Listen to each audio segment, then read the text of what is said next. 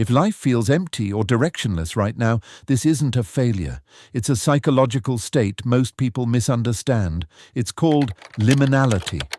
Liminality is the feeling of being stuck between who you were and who you're becoming. Not lost, not found, just suspended. Most people think this feeling is a problem. Psychologically, it's where change actually begins. The word comes from the Latin limen, meaning threshold, a doorway, a crossing, a moment where the old rules stop working and the new ones haven't arrived yet. Anthropologists first used it to describe rituals, puberty, marriage, death, moments where identity dissolves before it reforms. You weren't who you were before, but you weren't anyone else yet. Modern life, however, turned liminality into a lifestyle. Career transitions, breakups, graduating, moving cities. Even Sundays feel liminal, emotionally preparing for Monday like it's a minor apocalypse. Psychologically, liminal states remove structure, and the human brain needs structure the way lungs need oxygen. When structure disappears, anxiety fills the gap. This is why figuring things out feels exhausting. You're no longer who you were, but you're not yet who you're going to be. That gap is where most people panic, because uncertainty activates the brain's threat system. The amygdala doesn't distinguish between danger and ambiguity. To your nervous system, I don't know feels unsafe.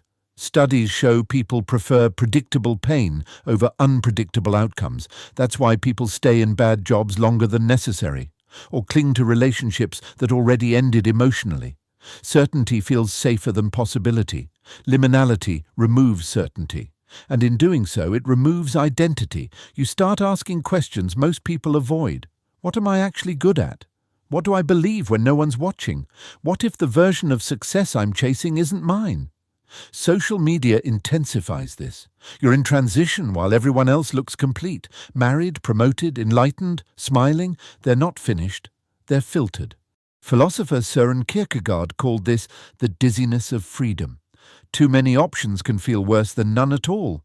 When identity loosens, responsibility increases. You can no longer blame the script. You're writing it.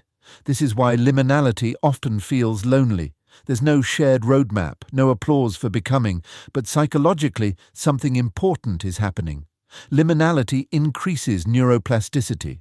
The brain becomes more adaptable during periods of uncertainty. Old patterns weaken, new ones can form. This is why major life changes often follow emotional disruption. Breakdowns precede breakthroughs. Nietzsche believed chaos was necessary for transformation. You must have chaos within you to give birth to a dancing star. Liminality feels like failure because growth is invisible. Nothing to announce, nothing to measure, just quiet rewiring. Psychologist Erik Erikson believed identity forms through crisis. Without disruption, identity stagnates. Comfort preserves the old self. Discomfort creates the new one. The problem isn't being liminal. The problem is thinking you're behind. Liminal states have no visible progress bar, so the mind invents deadlines no one agreed to. But identity isn't built on schedules, it's built on integration. If you rush the process, you keep the same patterns, just in a new environment. That's not growth, it's relocation.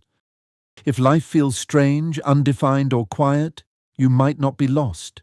You might not be failing, you might be between versions, standing on a psychological threshold. And thresholds aren't destinations, they're passages.